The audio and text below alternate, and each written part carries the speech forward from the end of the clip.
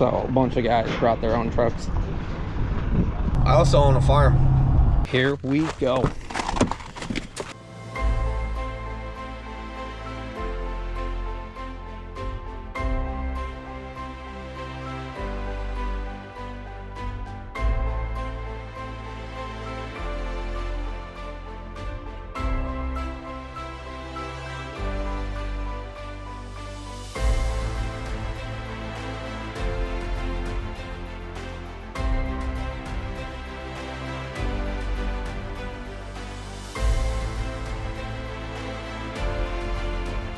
You're now watching the 2024 season of Farming with Duffy Ag. Welcome back to the channel. So previously we were digging ditches. We knew rain was coming. Yesterday we spent some time helping Isaiah and Dan on the rake, and didn't film any of that, just had a good time. So we were supposed to get 4 inches of rain, which 4 inches of rain is a little ridiculous between Friday and Saturday, but we got just under 2 inches. So all of our waterways are running aggressively. This morning we are actually signed up and supporting, being part of, we'll see how much we film actually, manure safety with Oneida County and Cornell Extension. So friends are involved in it, and I said, yep, I'll be there. So let's get over there and have a good day. We have the coupler for the 2755. United got that in, we grabbed it. It should just be the coupler. That's what I'm hoping for. As people say, that is a failure point on them, which for $18, that's perfectly fine. Here is where we are at. Water is definitely running today. Looking good. All the material. Somebody said, I can't believe you put all that muck material. You're never gonna build a roadway on it. I guess you must be new to the videos. I'm not really sure. Underneath all that is concrete. So the muck is used as coverage, and it will dry out at some point. It was roadside digging, but as we see, we pushed it out so that we can have a nice gradual slope. But there it is. Yeah, 2 inches of rain in the last 24 hours, and it didn't go over its banks at all. It's not even halfway full. So Isaiah and the Mini have been doing a great job. We'll check the other one when we get up here.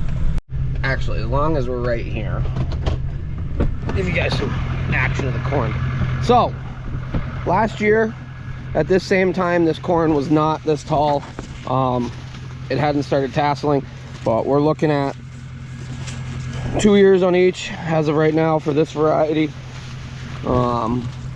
Yeah, things are coming along, so very excited. It would be nice if it was a little further along, but it's been jumping. It's honestly, I'm very happy with it right now. So we'll see how this weather goes. As of right now, I think the next week it's supposed to be like 60s, 70s. Not ideal, but this storm came in and that's what it brought with it. It cooled us down, and honestly, a couple weeks of in the 90s would do us very, very good. I think everybody would do very good. It's gonna be, ground's a little saturated, so yeah, we go up here. We didn't finish this ditch because it rained all yesterday, so we still have to come from there to here, but that's running well. And as you see, the spots that aren't tasseled are the wet spots. So amazing how that works out. Corn does not like wet feet. But yeah, we'll go around one day or one afternoon, and we will look at all the corn and figure everything out and show you guys and talk about where we're at with stuff. But we're gonna jump up to Collins Farm. So John and Sammy Collins, which we've been there multiple times. John gave us a tour of everything, and he's putting this on at his place. He is the president of Farm Bureau there. So yeah, let's go see what happens. Also, actually, big update. They started paving my road the other day when I was like, oh, I wonder if they're paving the road. They started paving the road. Very thick pavement. It's like 4 inches, which is awesome because we need it. So That side is done up to there, and then some of the big culvert work they did, I'll show you up here. They did that. They paved that too, starting here. So I take it all next week. They're going to be paving along, and it is going to be so much nicer than what the roadway is right now. So big shout out to the county guys making it happen. So they were the ones that brought me that wet material from ditch digging. So it will dry out. So we're up here in Rome, and if you don't know, a tornado went through here. A legit tornado, destroyed a lot of things. That was almost a month ago, I'd say, and there's still a lot of carnage up here. There's people without power for weeks, and pretty wild. I'm not going to be a conspiracy theorist, but people have said that solar panels attract and cause tornadoes due to the heating, I think it is. So I know that's going to get people going, but we might as well get some people going. I did hear that wind turbines cause alter ground temperature and air temperature up at higher levels because of basically throwing it up. So I never even thought about that, but there's studies on that have proved, I think they cause it to warm, I think is the biggest thing. It pulls down or pushes up hotter air, I forget. Well, somebody write in it, somebody's gonna be an expert. But yeah, New York has had, what are we at, 12 tornadoes for the year now? I think we have more tornadoes than Kansas has, right? I don't know, but pretty wild that we've had that many tornadoes touch down. And they are confirmed tornadoes from the National Weather Service. So, nuts. So, a bunch of guys brought their own trucks. So Zach had stuff to work with. Very sharp setup. This gentleman's son, actually, her father watches it. Finn's tank. Set it on there for a day. If it's not right, it doesn't feel right, there's a small voice inside of your head. I'll show everybody on how to use the hydrogen sulfide meter. Here, I'll go up to Tyler's tank. And the things that we need to worry about with the hydrogen sulfide meter is we can't have under over 100 parts per million. Will, quote unquote, not kill you, but it will be, you're gonna have limited time. So you have to be aware of that if you do have to go into the tank. So after there was an incident earlier this year, we purchased 6 of them and put 1 in every service truck. These are calibrated. They need a yearly calibration. You can send them all back one at a time, get them calibrated. They're reusable. They use AA batteries, so every gas station around has AA batteries. So with this right here, you're able to drop this whip down and it can go right into the tank. So I'll climb up on the tank, show you guys, show what it's reading, and then you can see that this is kind of the things that is good to have. But if you don't have the resources to have one of these or can't afford to have one of these, that's perfectly fine, because you can open all your doors, you can add some water in there. By the time you drive it around the farm, flush it out and come back tomorrow. Is it really going to hurt your business if you're not running this manure truck for 6 extra hours that day to have somebody lose a life? Are those 4, 5, or 10 extra loads of manure worth somebody's life? It just takes a few extra minutes to do stuff like that if you don't have the resources to purchase one of these. And the wildest thing is that I realized that I've communicated with some of our local fire departments and nobody had any of these.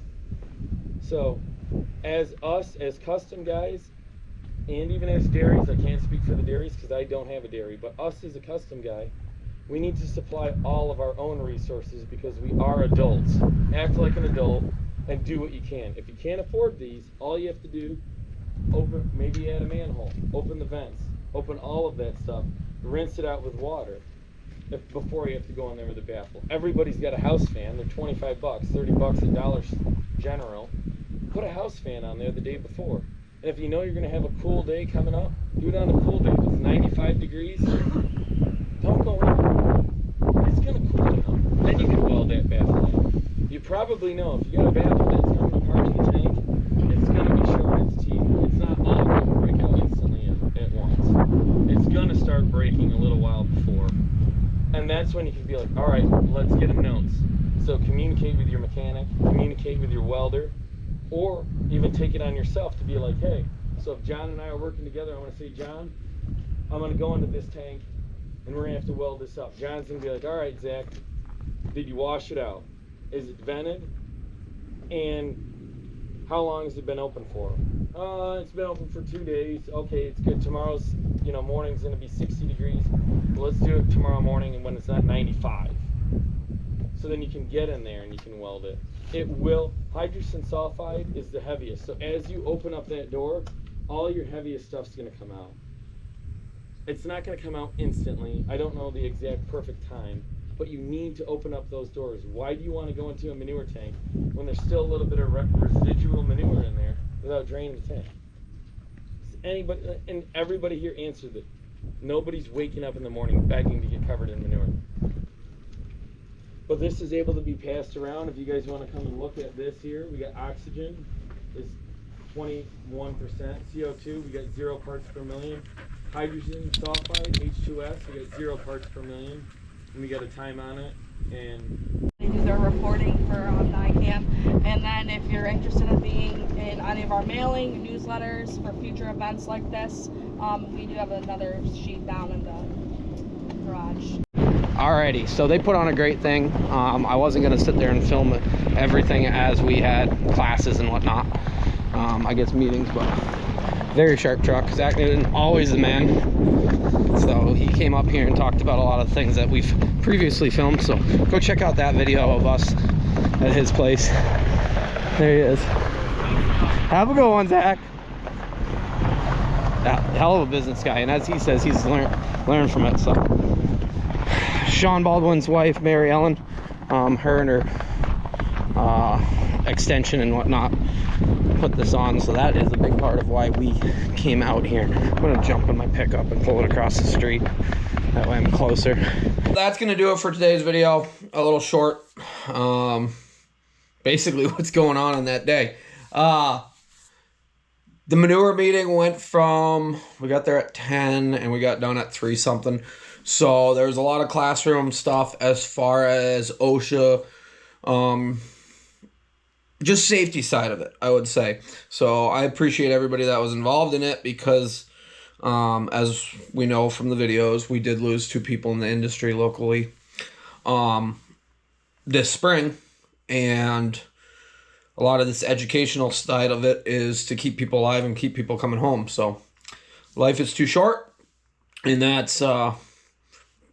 yeah, it's unfortunate. So Zach's been putting a lot of effort into helping other people and teaching other people. They reached out to Zach because of the video with the safety from him. So he came in and talked along with everybody else who brought trucks there or tankers there and everybody part of it. So Mary Ellen and her crew, I don't remember everybody's name. Appreciate you guys putting that on, but you guys got a little glimpse of it, of Zach. The full-length video when we were at his shop when he did the safety stuff. Well, I'll put it right in the link here, but yeah, good day to just keep safety stuff and fresh in our minds. So appreciate you guys watching along. Corn's looking good, road is getting paved, we're in a good spot. So see you guys on the next one. Have a good one.